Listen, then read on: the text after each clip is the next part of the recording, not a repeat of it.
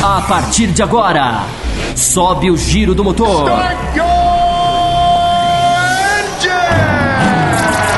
Está começando Café com Velocidade. Opinião e debate sobre o melhor do esporte a motor. Apresentação: Bárbara Franzin, Thiago Raposo e Fábio Campos. Café com Velocidade, o seu podcast semanal de automobilismo. Café com Velocidade.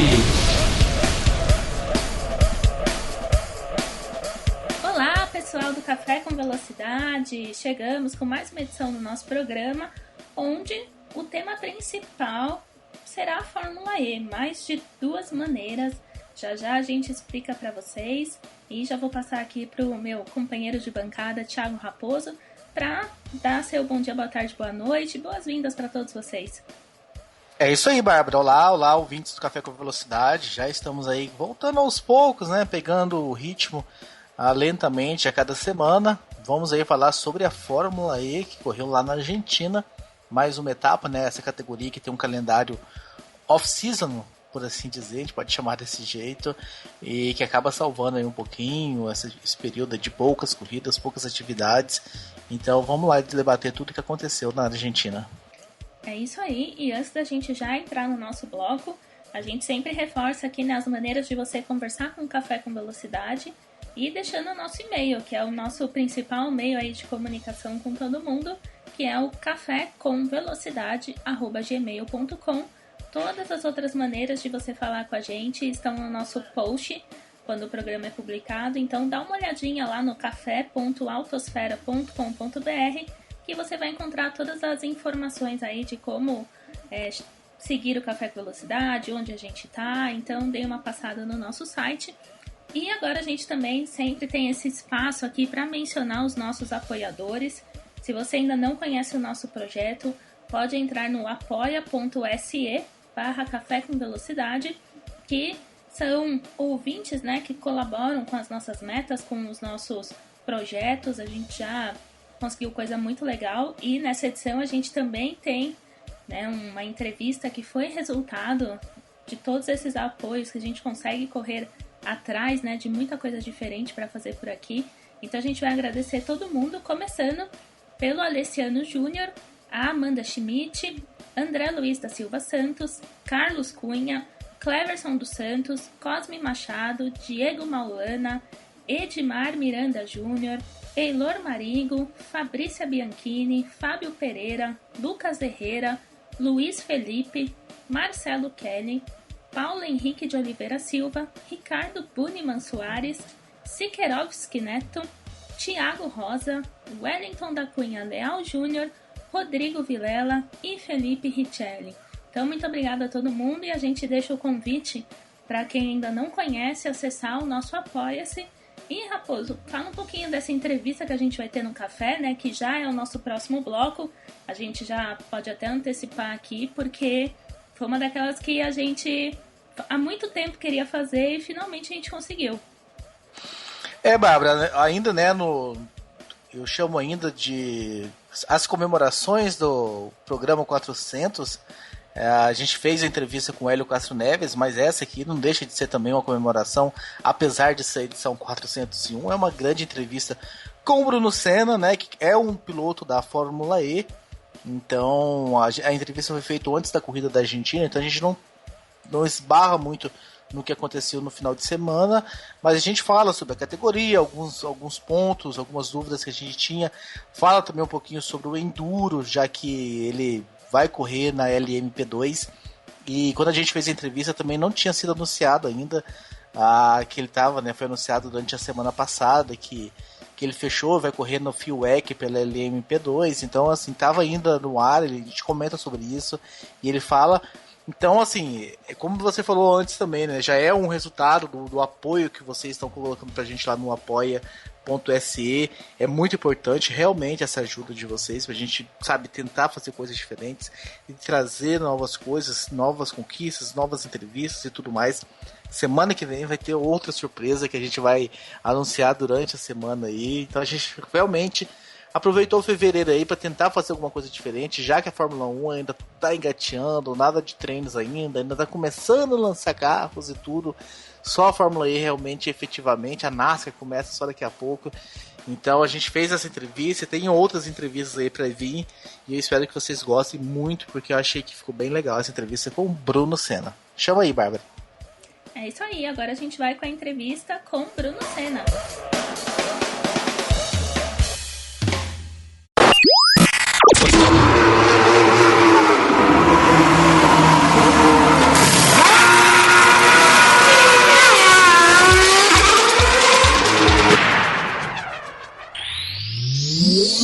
Fórmula E.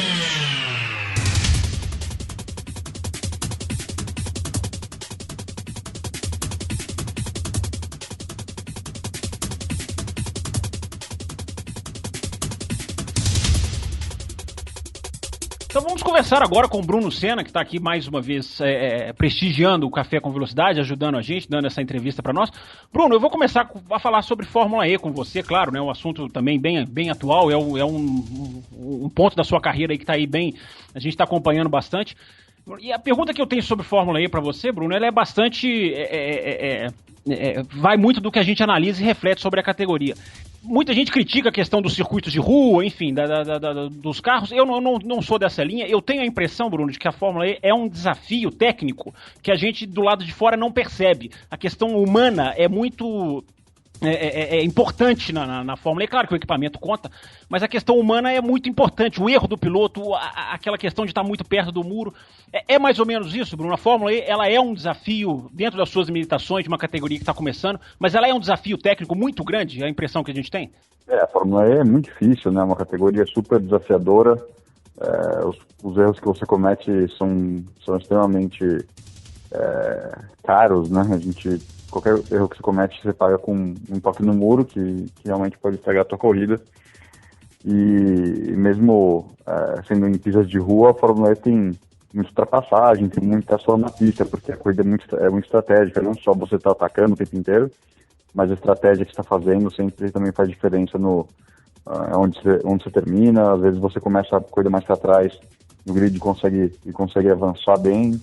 É uma categoria muito diferente e, claro, né, isso, principalmente no começo agora da categoria, tem muita oportunidade para você fazer muito progresso e ganhar oportunidades boas.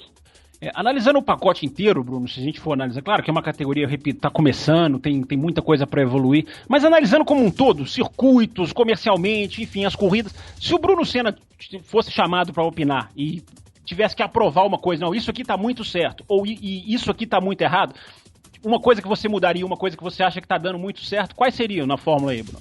Bom, eu acho que tudo muito certo é o formato, a gente ir para cidades... das corridas, né? Você não chamar as pessoas para ir para um circuito, mas você ir para cidades. A gente tem públicos enormes na maioria das cidades que a gente vai. Quer dizer, as pessoas têm muito interesse e não é difícil para as pessoas chegarem na pista. E acho que isso é uma coisa bem positiva da Fórmula E e com certeza vai ser um dos diferenciadores da Fórmula E em termos de acessar o público e gerar interesse. Acho que dos pontos negativos, como toda a categoria tem, com certeza a gente ainda tem as limitações técnicas, né, que limitam não só a performance do carro, mas também a questão de você ter que trocar de carro durante a corrida, o pit stop não é uma troca de pneu, o reabastecimento é uma troca de carro. Mas é uma coisa de limitação de tecnologia e com certeza em alguns anos as coisas vão melhorar e vão ficar mais naturais, mas enfim, acho que são as coisas são os avanços que vão melhorando junto com a tecnologia e com o tempo. Bruno, insistindo só um pouquinho mais nesse assunto do circuito, dos autódromos, né, é um ponto que a gente debate muito com os nossos ouvintes, porque às vezes em alguns circuitos, alguns países, a pista é muito amarrada, muito difícil de ver ultrapassagem, muito difícil de ver o espetáculo realmente acontecer. Às vezes o piloto que tem o fan boost ele consegue, mas... teria como, então, sei lá, existe essa preocupação, você vê, de tentar estudar melhor o desenho da pista de rua, já que parece que essa estratégia realmente de levar o público, de ir até o público, né, em vez de fazer o público até um circuito, veio para ficar? Com certeza tem O primeiro ano teve muito aprendizado com relação às pistas, né? A gente sabe que alguns circuitos vão ser mais difíceis de ultrapassar do que outros, naturalmente, né? A gente está se adaptando às cidades que a gente corre, né? Você vai para uma pista em Moscou, as ruas que a gente corre são estreitas e onduladas, enfim, você tem que se adaptar um pouco ao que está rolando lá. Mas, no geral, a gente tenta sempre melhorar as oportunidades de ultrapassagem. Por exemplo, todas as pistas que a gente vem correndo até agora tem certas mudanças no layout, algumas maiores, outras menores. Eu estou animado para ver como é que vai ser a pista de Buenos Aires, por exemplo, que foi uma corrida muito boa no passado. Bruno, você é um piloto que tem uma experiência, já apesar de jovem, né? Você já passou por várias categorias, enfim, e um bom tempo em várias categorias. E uma dúvida que eu sempre tive, e aproveito a oportunidade para te perguntar, qual é o melhor carro que você já pilotou na vida e qual é o pior, Bruno? Mas quando eu digo o melhor carro e o pior carro, eu não estou nem dizendo a melhor categoria e a pior categoria, não. Porque, por exemplo, na Fórmula 1 você guiou mais de um carro, você guiou vários tipos de carros. Então você consegue, é uma pergunta complicada, mas você consegue ter bem claro na sua cabeça qual o carro mais prazeroso que você já pilotou e qual o pior? Olha, acho que o carro que me deu mais prazer de todos de pilotar está entre o teste da Honda que eu fiz em 2008 e o GP2 da Sport, quando eu testei em Jerez no final de 2007 para 2008. Foram dois carros fantásticos, com equilíbrio muito bom, carros que, assim, quanto mais você atacava, mais tempo de volta vinha, e foi realmente foi fantástico. Querendo ou não, o pior carro de Fórmula 1, o pior de carro que eu já pilotei também foi o Fórmula 1, que foi o carro de 2010, que era um carro com desenvolvimento muito não foi feito, né? Acabamos tendo que fazer muitos problemas financeiros e também técnicos na equipe lá que acabaram tornando aquele carro bem desagradável, infelizmente. E Bruno, falando um pouquinho de 2016, quais são os planos? Vai continuar com a McLaren, o projeto do Endurance, vai continuar só o Fórmula E? Já tem alguma coisa definida nesse sentido? Bom, continuamos com a Fórmula E, a gente vai até junho, né, o campeonato, como normal, e pretendo continuar. A gente ainda obviamente não tem um plano fechado para a terceira temporada, mas pretendo continuar na Fórmula E. A McLaren também, a gente está finalizando os detalhes do que eu vou correr. Tem muito conflito do Blancpain Endurance com a Fórmula E esse ano, então a gente está criando uma certa dificuldade com isso, então a gente está tentando fazer mais coisas do sprint e a 24 horas de Spa, e talvez uma coisa ou outra internacional, se der tempo. E também estamos ali na briga por uma vaguinha no WEC com a LMP2, que seria bem interessante. Estamos negociando e acho que em poucas semanas a gente vai ter a chance de anunciar alguma coisa, se Deus quiser. O WEC é uma das grandes categorias que os nossos ouvintes curtem, estão gostando cada vez mais. O WEC seria só as 24 horas de Le Mans, Bruno, ou você pensa o campeonato inteiro? Não sei essa questão da coincidência de datas, né? Seria o campeonato inteiro ou as 24 horas de Le Mans? Seria o campeonato inteiro, esse aqui é o plano, mas como eu disse, a gente está ainda resolvendo os detalhes, porque realmente não é fácil com a Fórmula E. A Fórmula E tem muita mudança de data e tem que criar certas provisões para qualquer conflito que vier a ter na frente. Tá, vamos falar um pouquinho de Fórmula 1 também, né, Bruno? Porque acima de tudo você além de um piloto com experiência de Fórmula 1, é um cara que acompanha a Fórmula 1 de perto, a gente sabe muito bem disso.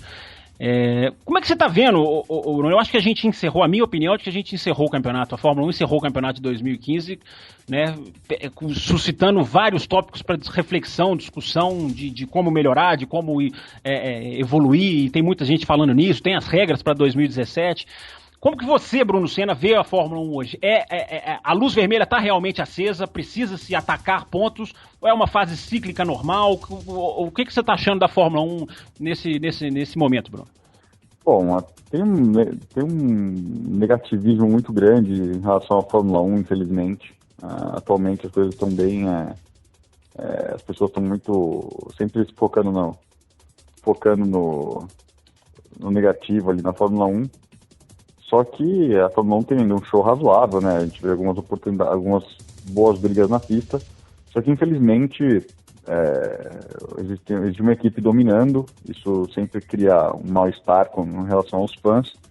e talvez um pouquinho a falta de acesso ali dos pilotos, né? Um pouquinho de dificuldade que as pessoas têm de acessar, e a Fórmula 1 ser um pouquinho antiquada, vamos dizer, com a molecada mais hoje em dia que gosta de coisa mais tecnológica, mais social, mídia social. Acho que a Fórmula 1 falta um pouquinho nesse sentido, e isso cria um pouco de antipatia aí, mas são os melhores carros do mundo ainda, né? E todo mundo tem muita fascinação. Todo mundo que curte automobilismo tem uma fascinação muito grande pela Fórmula 1, não tem jeito, né? A gente abordou esse assunto no final do ano passado e eu estou vendo na imprensa internacional cada vez mais vozes falando sobre esse ponto, que é 2017, as regras para 2017. Essa questão de tornar os carros mais rápidos.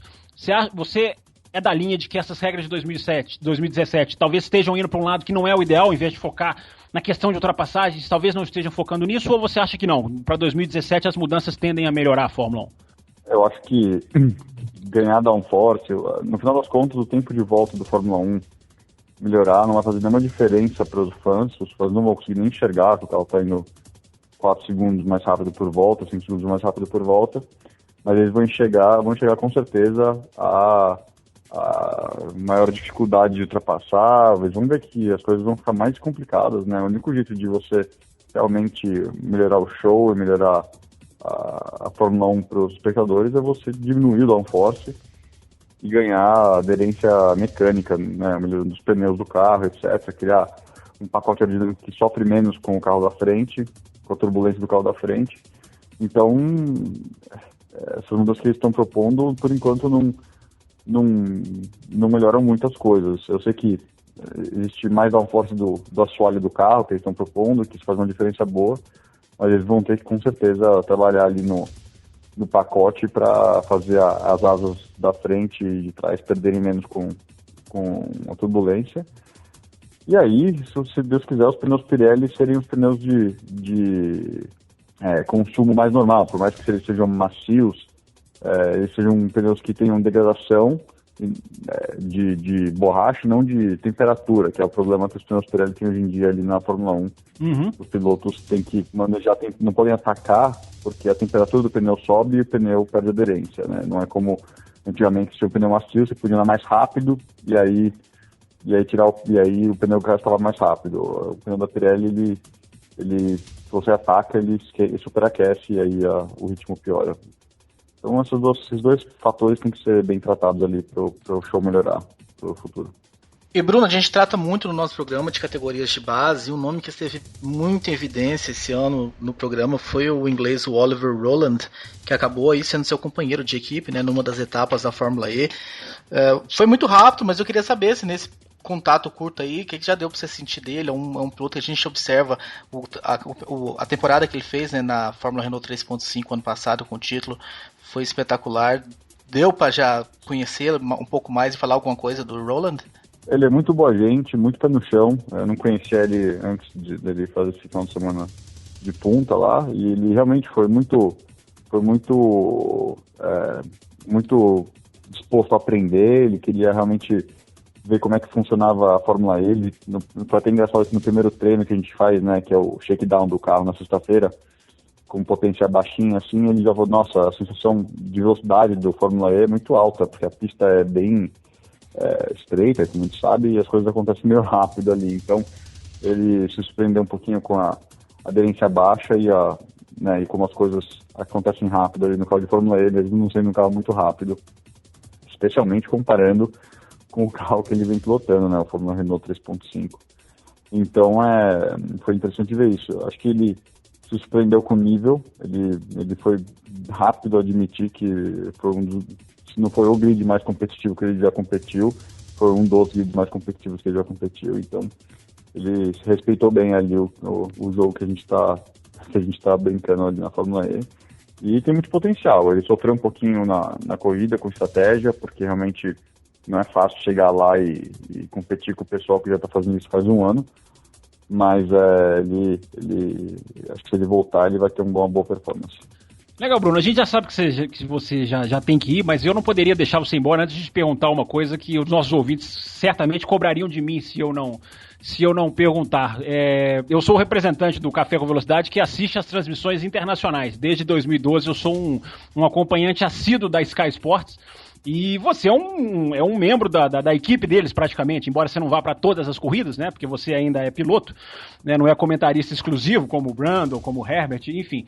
Mas eu já até citei aqui no programa o quanto o Brasil deveria aprender, né? Que o piloto brasileiro que tem tanto a passar de informações é muito mais bem explorado por uma TV internacional. Como é que é esse trabalho com eles? Você se surpreendeu? É uma coisa que é muito técnica, não é simplesmente vá lá e fala, enfim, tem toda aquela aparelhagem que você manuseia, o Skypad. Como é que é o trabalho com a TV inglesa? O quão prazeroso é?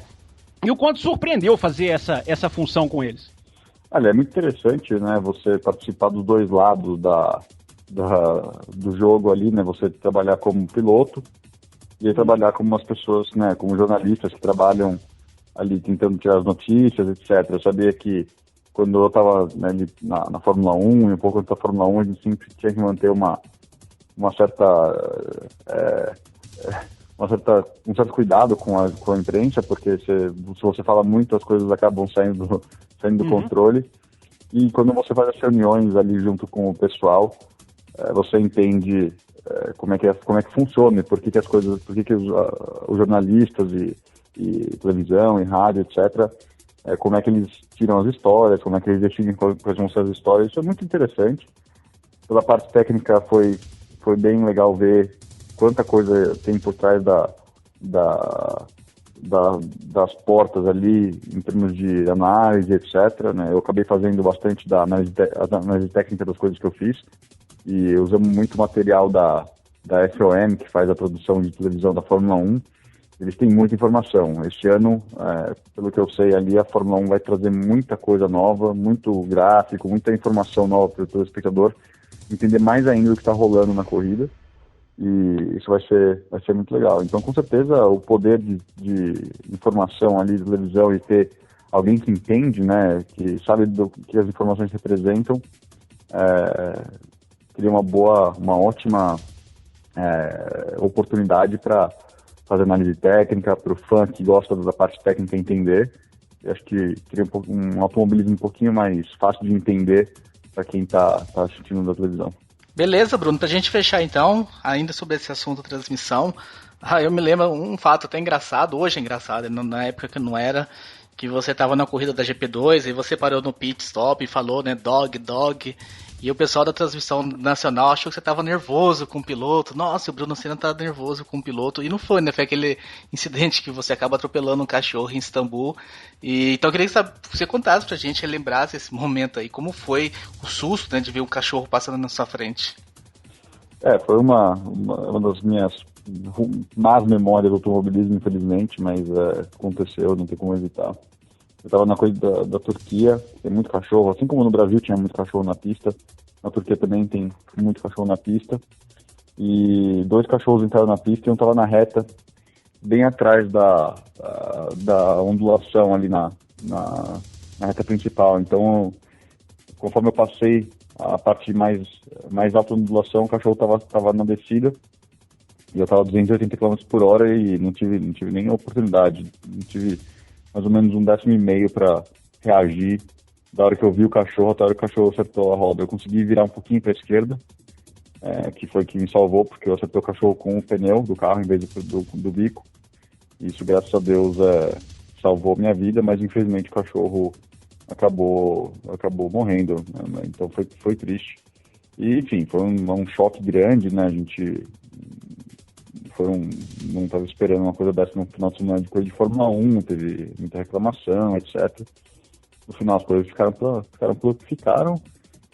E mais tarde que eu fui ver a transmissão de TV no Brasil, quando eu saí do carro, né, irritado, falando que tinha um cachorro na pista.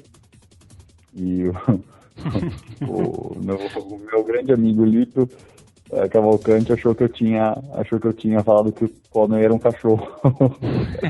Que era um xingamento em inglês. Pelo histórico, né? A gente tinha um histórico falando da Fórmula 3, etc. Mas foi um momento engraçado quando você assistiu o vídeo, porque realmente foi uma confusão que, enfim, eu tava falando dentro do capacete, então não é difícil de entender o que eu tava dizendo. Principalmente naquele momento ninguém sabia que tinha um cachorro na pista, só viam o meu carro com dano, né, com a suspensão danificada. Mas foi engraçado e graças a Deus não aconteceu nada de mais sério, mas uma pena pelo cachorrinho. Legal, Bruno. Olha, a gente ficaria aqui meia hora, 1 hora, fácil conversando com você. A gente sabe que você tem que ir. Agenda de piloto é agenda de piloto, não precisa falar mais nada. Então a gente agradece demais a sua atenção com a gente. Uma última perguntinha, até pra você dar uma exclusividade pra gente aqui. Em 2016, vai estar na Sky Sports? Enfim, vai continuar fazendo aquela participação nas corridas ou não? Olha, não sei. Eu acho que vai ser difícil com a agenda. Se eu conseguir fechar o WEC, vai ser bem difícil conciliar a Fórmula 1 com isso, porque olhando o calendário eu vou ter mais ou menos 2 ou 3 finais de semana livres daqui até julho. Então ficou um pouco complicado, mas talvez tenha uma oportunidade ou outra, talvez eu faça alguma coisa. Mas por enquanto o automobilismo é a prioridade e vamos lá. É isso, é piloto, e depois você tem muito tempo para trabalhar com televisão. Muito obrigado, viu, Bruno? A gente agradece mais uma vez a sua presença, o Café com Velocidade também está à disposição, a gente espera poder conversar com você mais vezes, porque é sempre um papo muito legal, você sabe explicar muito bem, você gosta de automobilismo, você gosta de conversar, então a gente só tem a te agradecer. Muito obrigado, viu, Bruno? Thiago, muito obrigado e até a próxima. Valeu, obrigado.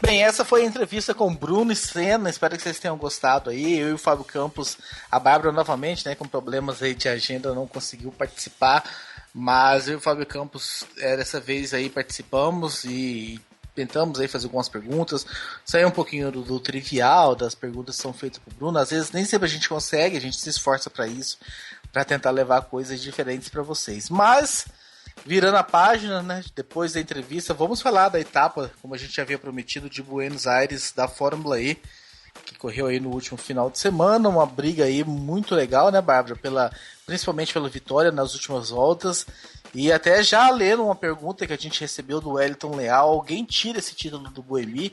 Quem para o Buemi, Bárbara? Porque ele errou, né, o suíço errou na classificação, teve que partir, largar lá do fim do pelotão, foi galgando posições, passando um, passando o outro, e no finalzinho conseguiu salvar uma segunda colocação. E eu acho, não sei se você compartilha da mesma opinião, que se tivesse ali mais 1 ou 2 voltinhas, que o Sam Bird não conseguiria aí segurar o Sebastian Buemi. Eu concordo. Foi uma prova assim excepcional dele e também do Bird, né? Vale mencionar, mas se a gente vai responder o Wellington falando um pouquinho de título, eu espero que a gente não decida já, né? Se o Buemi vai levar, não vai, mas o desempenho dele foi espetacular nessa corrida. Até teve uma hora durante a transmissão que a gente estava no grupo do WhatsApp, eu confundi ele com o Prost numa manobra. Eu até falei, nossa, hoje não é o dia dele, né? E todo mundo falou, não, imagina, claro que é, olha a recuperação. Aí depois eu vi que tinha rolado essa confusão, mas foi, assim, um desempenho brilhante dele. E concordo que se tivesse mais umas 2 voltas, o Bird não ia aguentar. Tanto é que no rádio, logo depois que ele cruzou a linha de chegada, ele falou, nossa, que corrida, foi uma das mais difíceis da minha carreira e valeu muito a pena por tudo, né? Tô muito feliz de ter vencido. Mas eu acho que ainda tá aberto o campeonato, né? O de Graça tem só 4 pontos de diferença para ele. Então, se mantiver esse desempenho, né? Ele foi pro pódio em todas as etapas. Então, se ele conseguir seguir nessa tocada, eu acredito que a gente ainda possa ter um pouco de disputa. Mas, sem dúvida, a equipe do Buemi tá muito boa. Ele tá muito bem, né? Porque o Prost tá um pouquinho atrás. Então eu acho que ele é um forte candidato ao título, mas acho que eu ainda espero um pouquinho mais de emoção e não cravaria nesse momento. Eu concordo contigo, às vezes tá um pouco cedo, né? A gente não chegou nem à metade ainda do campeonato, são 11 provas, são 11 corridas, nós tivemos apenas 4, mas assim, o que vem mostrando a Edams como um todo, né? Tá certo que o Nicolas Prost não consegue aí tirar os mesmos resultados que consegue o Sebastian Buemi, mas na classificação ele é um piloto rápido também. E no começo da prova até é um pouco rápido, mas ele vai decaindo e o Buemi consegue tirar um pouco mais. Mas as mudanças desse ano dos carros, né, essa questão das marchas e tudo mais, acaba favorecendo a Edams, que parece que achou a solução ideal. E o Buemi tá nadando de braçada, né? Só aquele problema na Malásia mesmo, que eles ficaram parados na pista, depois voltaram a andar. E aí ele marcou poucos pontos, mas depois realmente muito bem colocado. Mas é isso que você falou também, do Di Grassi, né? O Di Grassi tá numa consistência excepcional. Venceu uma corrida na Malásia, mas quando não dá para vencer, ele salva o pódio. Foi 2 vezes segundo colocado, uma vez aí na terceira colocação.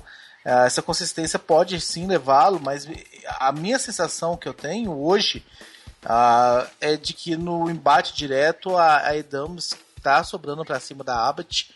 O Lucas consegue tirar isso aí em estratégia de box, em começo de corrida e tal, classificação, mas aí no embate direto acaba que ele não consegue segurar o Buemi.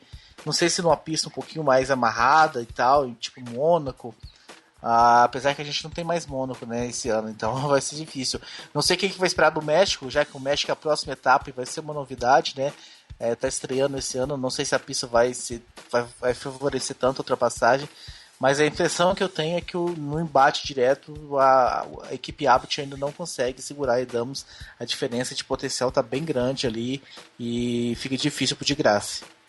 Eu tava até dando uma lida no comunicado que o Di Grassi enviou, né, que eles reforçam bastante essa questão de regularidade na temporada e tudo mais, e ele comenta que ele perdeu realmente, né, um momento de segurar o Buemi, de ir para cima do Bird, porque ele, até durante a transmissão, deu a entender que o fan boost não tinha funcionado, que ele apertou e nada aconteceu, mas ele disse que depois, né, falou que ele perdeu o momento, tentou defender a posição, mas não teve como. E ele falou que realmente nessa pista ele achou mais complicada porque ele teve que usar muito mais energia do que o normal para conseguir ficar no ritmo dos líderes, tanto que até no final da corrida apareceu que ele tinha 0% de bateria. E o pessoal até se questionou se ele poderia ser punido por conta disso, se tinha que ter alguma energia no carro para averiguação, né? Como a gente sempre vê em outras categorias que tem que ter um pouquinho de gasolina, né? Então essa ficou a dúvida no ar. Mas ele falou também que achou que o carro não estava muito bom na Argentina, que foi a pior corrida até agora em termos de ritmo, que o quali não foi legal e que ele usou mais energia que o normal, por isso teve que economizar, e que a Renault está sim um passo à frente da concorrência, que eles vão ter que trabalhar muito mais para conseguirem alcançar aí tanto o Buemi quanto o Prost. E por falar em comunicados de imprensa, né, saiu um comunicado de imprensa, eu não cheguei a ler ele por inteiro, assim, só dei uma olhada, mas que eu não entendi muito, não sei se você entendeu, compreendeu. O Piquet reclamando, né, falando que chegaria aos pontos se não fosse o safety car. E eu fiquei com a impressão tão diferente disso, né, porque o Piquet começa a corrida, ele começa perdendo posições atrás de posições, até que ele vai lá para praticamente o último, né? Atrás dele só tinha o D'Ambrosio, que tinha tido problema, teve que parar nos boxes para trocar pneu então, assim, desconsiderando o D'Ambrosio, o Piquet estava em último, e aí ele faz o pit stop, assim que ele entra nos pits, acontece o safety car, mas ele volta atrás, e aí meio que ele justifica, né? Eu não sei se é aquelas coisas de assessoria de imprensa, ou se teve realmente alguma relação ali, mas eu não acreditava de forma alguma, sabe? O carro do Piquet estava muito ruim, o desempenho dele estava muito ruim nessa etapa da Argentina, e eu não acredito que não tivesse acontecido aquele safety car se ele teria conseguido marcar pontos. Você tem que me passar esse comunicado do Piquet, que eu não recebo, olha só. Eu recebi do Di Grassi e do Bruno Senna, mas eu vou até ser bem sincera aqui que pra mim o Piquet foi um cara que passou bem desapercebido nessa prova, sempre no pelotão ali intermediário. Eu dava umas olhadas no desempenho dele, porque a gente, né, dá uma atenção especial aí para os pilotos brasileiros, mas eu falei, nossa, realmente, da temporada 2014 e 15, né, para essa, como piorou o carro, tá tudo errado, né, o cara é atual campeão da categoria e fica ali sofrendo, não consegue ir para frente. Então, se a gente já tá meio que apontando aí o Buemi como um possível campeão da categoria, eu acho que a gente já pode dizer que o Piquet já pode meio que esquecer essa temporada, pensar na próxima, essa equipe desenvolver o carro de um jeito diferente, porque desse ano não vingou mesmo, assim. Então eu confesso que eu não fiquei tão de olho nele, porque não teve tanta coisa assim que chamou a atenção. Sei que a gente tenta ao máximo, né, dar uma olhada aqui, acompanhar às vezes pelo live timing as trocas de posições que não aparecem na pista, mas é impressionante como em nenhum momento assim chamou muita atenção.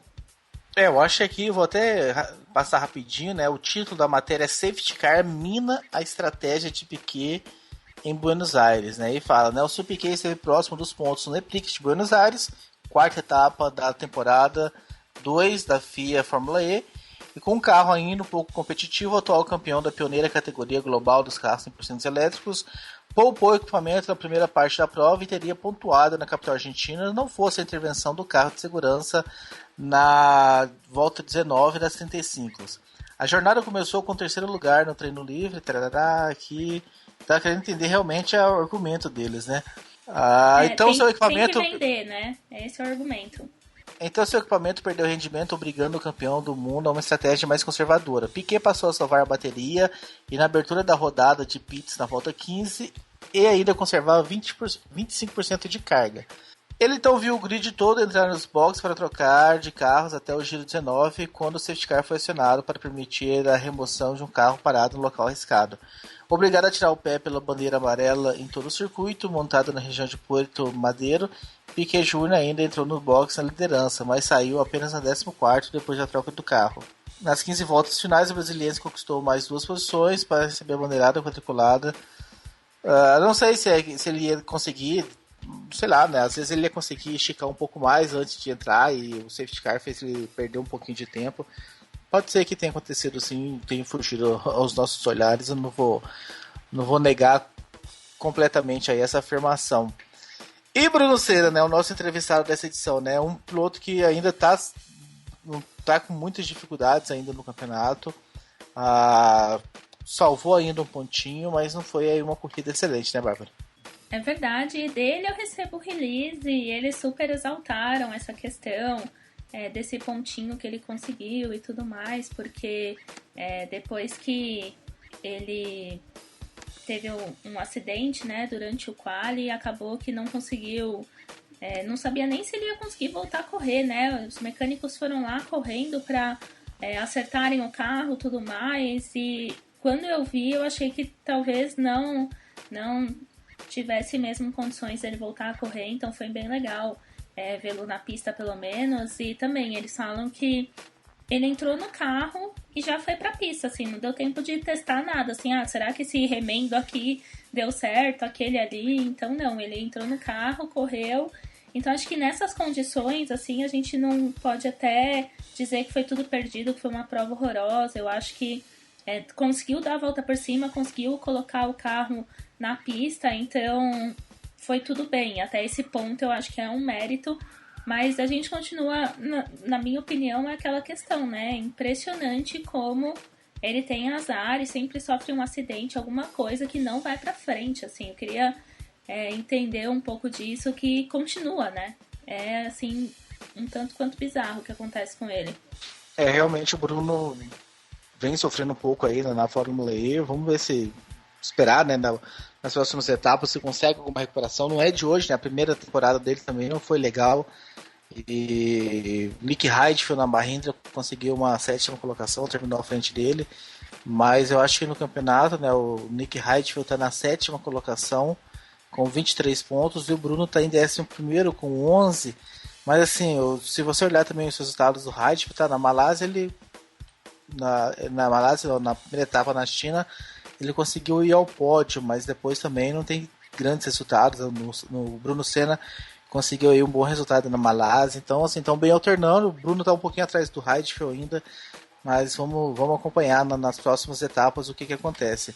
Eu queria saber de você, Bárbara Franzin, porque a gente viu a Simona de Silvestro, que é um piloto que eu sei que você acompanha mais próximo aí e tal, e teve um momento muito ruim, né, da transmissão nacional. A gente tenta não ficar falando de transmissão, a gente já tem um programa só de transmissão, que se vocês quiserem procurar e ouvir e tal, de repente a Bárbara até coloca aí o link do programa de transmissão no post, para quem quiser ouvir, que é um programa que a gente realmente trouxe convidados, trouxe pessoas ligadas a transmissões aí, o André Dueck, que já trabalhou como comentarista e tal, para falar só sobre isso, especificamente sobre transmissões de esporte a motor no Brasil. A gente até faz uma comparaçãozinha com o mundo e tal. É um programa bem legal que eu recomendo vocês ouvirem.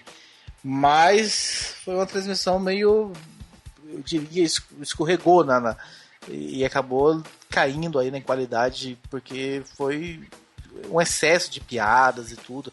Não só com esse fato da Simona, mas em outros momentos é muita piada, muita gracinha sem graça e tal, e se perde um pouco. E é a minha opinião, né, pelo menos. Não sei se você compartilha da mesma. Completamente. Eu acho que até no café a gente adota essa linha, né, de debates, opiniões, conversas assim que tentam levar alguma coisa interessante para os nossos ouvintes e não só pontuar fatos. Então, desde o ano passado eu reclamo muito dessa transmissão, porque eu acho que eles colocaram pessoas ali que estão a fim de brincar, vem, sabe, agora é o trio elétrico, tem uma tirada ou outra, tudo bem, mas toda corrida tem alguma coisa que eles falam, assim, que eu fico com vergonha, sabe? Essa questão da Simona que aconteceu na hora eu fiquei, assim, chocada, até explicando para quem não assistiu, né, foi durante a classificação, e eles estavam mostrando a entrevista dela, contando como é que foi e tudo mais, e aí eles até falaram, não, vamos parar aqui pra gente ouvir o que ela tá falando.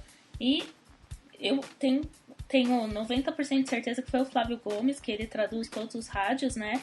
Só que ele começou a imitar a voz de menina em cima da fala da Simona, e no final ele ainda falou, agora eu vou lá fazer a comida. E falou assim, opa, pessoal, é brincadeira. E todo mundo deu risada, entendeu? Então, eu acho que por mais, assim, que você não tenha falado aquilo, você acabou rindo, acabou consentindo, não deu nenhuma declaração contra. Então, eu acho que todo mundo ali tem a sua parcelinha aí de culpa nessa brincadeira sem graça.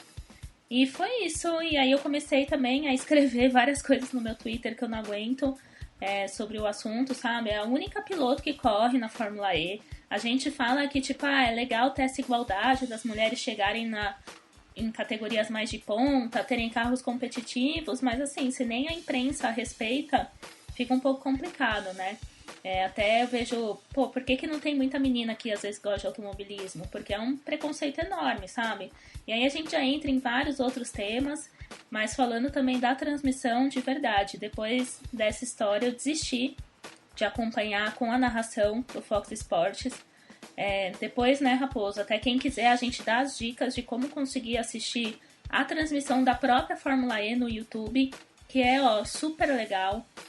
Eles conseguem falar com os pilotos dentro do carro, no meio da corrida, então achei isso super bacana. Quando o Bird cruzou a linha de chegada, o Franchitti já entrou no rádio com ele, já conversou. Então, assim, além de mais informações, sabe, você não fica ouvindo baboseira. Eu sei que para algumas pessoas, às vezes, a questão do inglês é um pouco difícil e tudo mais, mas eu acho que vale mesmo assim, porque a gente precisa ser um pouco mais respeitado e buscar encontrar maneiras de ver a corrida que a gente tenha opinião, tenha conteúdo mesmo que vá agregar e não só ficar ali brincando como se fosse conversa de bar. Então, recomendo muito, até porque o Fox cortou, né, a transmissão, nem mostrou o pódio, porque estava rolando um jogo de tênis. Então, eu acabei assistindo tudo pelo YouTube deles mesmos, que ali não cortou nada, foi até o final. Então, já fica essa dica, mas eu fiquei bem revoltada com essa história. Realmente a gente, infelizmente, tem que sempre que voltar nessa questão de transmissão e tal. Não sei se agrada, né? Às vezes está agradando algum nicho, né? Se tem algum pessoal que tá contente, mas eu tô falando, a gente veio nesse assunto porque o que a gente tem, assim, é o nosso termômetro, é o nosso grupo lá, a gente viu realmente o pessoal criticando e tal, o pessoal não gostando, mas de repente há de ter alguém que gosta, sei lá. Talvez a gente seja o errado nessa história, vai saber. Não, e até, assim, dando um exemplo de fora do automobilismo, as transmissões de futebol americano na ESPN, os caras demoram muito entre uma jogada e outra pra terem o que falar. Então eles fazem umas brincadeiras nesse meio tempo, assim, e dá pra alinhar, tipo, a brincadeira com a informação, com a coisa séria. Então não é que a gente é totalmente contra, não quero nada, quero, pelo menos eu, né, quero transmissões 100% informativas. Pode ter as suas brincadeiras, desde que nos momentos certos. É difícil nessa medida. Vamos ver o que acontece nas próximas transmissões. Eu sei que você fez a crítica lá e tal, e foi respondida. Vamos ver se acontece alguma... Se maneira um pouco, pelo menos. Tivemos uma outra pergunta, Bárbara Franzin, do nosso ouvinte querido, Siqueirovics, lá de Natal. Ele pergunta o seguinte: se os carros estão mais rápidos este ano, por que não há tantas ultrapassagens como no ano passado? Seria o fator de distribuição de peso que dificulta demais nas curvas? Eu não tô com essa sensação, não. Não sei se a Bárbara tá ou Siqueira, mas pra mim eu acho que tá no mesmo nível. E algumas corridas eu acho que tem até mais ultrapassagem do que se viu ano passado. Não sei se eu tô com a memória muito fraca e não tô lembrando muito bem do ano passado. Mas eu acho que tá ao menos no mesmo nível do ano passado. Eu não vi uma piora, não. Você viu, Bárbara, alguma piora nesse quesito? Não vi. Aliás, Siqueira e sua caneca do Café com Velocidade agora mandou várias fotos super legais pra gente. E depois também lá no nosso post tem um link para você que quer comprar a nossa caneca, aproveitando o tema pro Merchan. Mas eu também não vejo essa diferença, tanto é que o Buemi largou em último e venceu a prova. Então ele fez muitas ultrapassagens. O de Graça saiu em sétimo e chegou em terceiro, então ele também fez ultrapassagens. O único que ficou ali na dele a corrida toda, praticamente, né, foi o Bird, que largou na pole, cruzou em primeiro, mas mesmo assim tomou um calor ainda no final da prova. Então eu acredito que não tem tanta essa impressão. O que mudou mais da primeira para a segunda temporada foram os números de acidentes, que já começou, né, com aquele do Heidfeld e do Prost, que, nossa, o pessoal já saiu escandalizado, achando que os dois nem iam conversar depois e eram companheiros nas categorias de turismo, mas ficou tudo bem, né, entre eles, pelo menos teoricamente, mas as provas vinham com muitos acidentes e acidentes um pouco fortes, e em Buenos Aires também tiveram, a gente viu muita coisa na classificação mesmo, mas como na corrida o ritmo foi um pouco mais tranquilo nesse sentido, talvez dê essa impressão de que as coisas não estão acontecendo, mas tem ultrapassagem sim, Siqueira. Na minha visão também tá tudo normal, assim. Teve essa evolução de reduzir um pouco as batidas. O Elton perguntou também da questão do 0% de bateria, se tinha que ter alguma punição. Eu acho que não, Elton, né? Uma coisa é combustível, que você vai ali, pode adulterar e tal, aumentar a octanagem e tal, a queima e sair da regulamentação. Agora, energia é energia, né? Eu posso estar falando uma besteira aqui, mas não tem como você... você pode, de repente, você tem que analisar o que gera energia no carro, se tem alguma coisa errada, se as baterias estão com alguma coisa a mais do que deveria ter, sobre capacidade e tudo, mas a energia realmente que está guardada nela, é só você ir lá e carregar um pouco e você fazer a medição, a análise que você precisa, que é a mesma energia que tinha antes, né? Acho que não tem, é um mundo completamente diferente se você comparar quando acaba a gasolina no carro ou quando acaba a bateria ou a energia. Não, concordo. Não, eu concordo também nisso, até fiquei de olho para ver se teria alguma punição depois e como tudo se sustentou, eu acredito que eles foram por essa linha também. Eu falei no grupo lá na hora de só falta punirem o de Graça de novo, né? Porque tiraram a vitória dele lá em Berlim por conta da porca do carro, que estava remendado errado.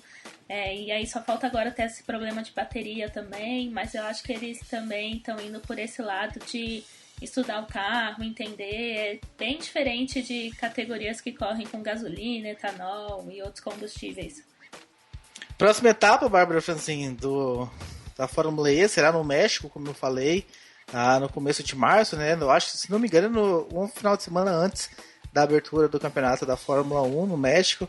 Vai ser no dia 12 de março.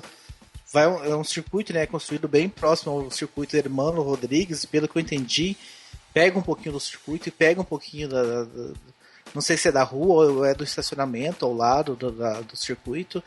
Vamos ver o que a gente espera, né? Na Fórmula 1 foi uma bela surpresa, né? Um circuito que também estreou na Fórmula 1 ano passado e ficou meio que todo mundo encantado com tudo que aconteceu lá, aquela parte que passava no meio da arquibancada e tudo.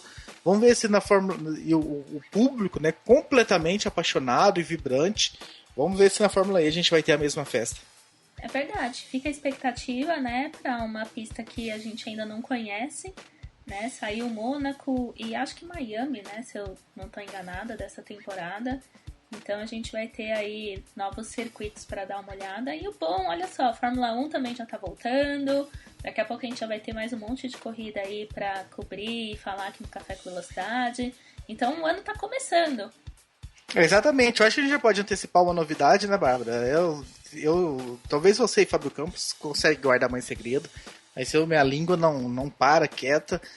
Nessa etapa do México aí, da Fórmula E, a gente tem uma entrevista também com o Lucas de Grassi. Então, nessa etapa da Argentina, a gente está soltando uma entrevista com o Bruno Senna. E na etapa da Argentina, a gente vai soltar a entrevista com o Lucas de Grassi. E de repente a gente vai tentar correr atrás do Piquet também. Ver se a gente consegue falar com ele, fechar esse trio aí dos brasileiros na Fórmula E. Então aguardem, né? A tão esperada etapa da Fórmula E, que vai vir junto aí um recheio, uma surpresa especial, que é essa entrevista com o Lucas de Grassi. É isso mesmo, a gente tá aqui, né, de novo. A galera tá nos ajudando muito lá no Apoia-se, então a gente tem conseguido aí se desdobrar mesmo para correr atrás dos pilotos, trazer um conteúdo bacana. Até por isso não estranhem, né, que às vezes tem gravação só com o Raposo, só com o Campos, eu meio sumida, porque são horários assim completamente malucos e a gente tenta conciliar da melhor maneira possível com as nossas agendas, mas...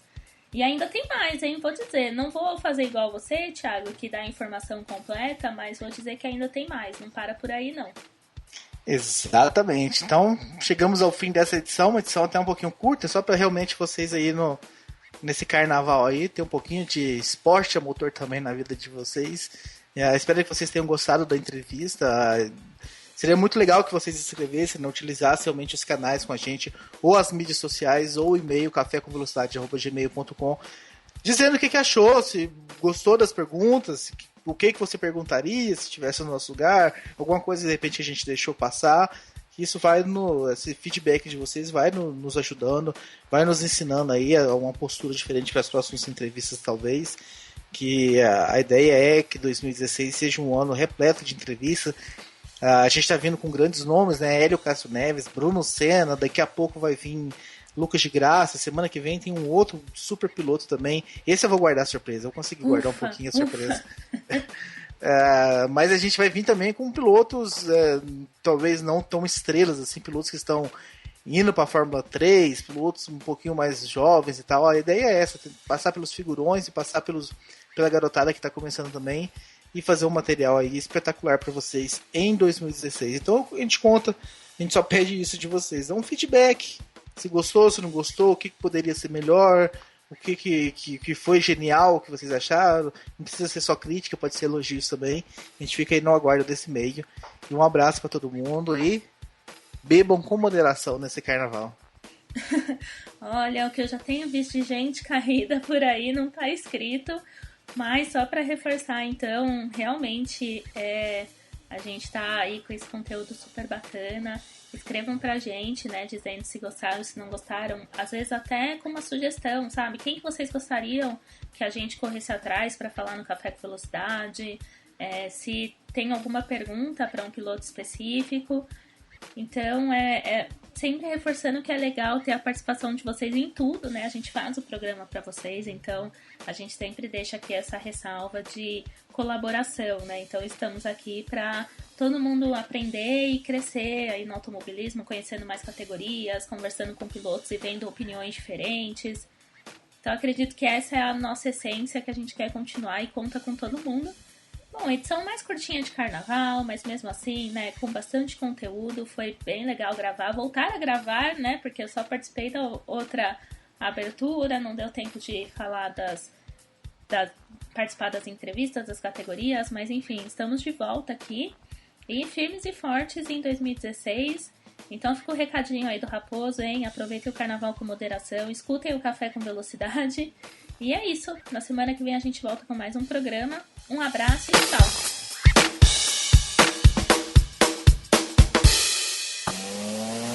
Você ouviu Café com Velocidade, o seu podcast semanal de automobilismo, com Bárbara Franzin, Thiago Raposo e Fábio Campos. De volta na próxima semana com tudo sobre o esporte a motor.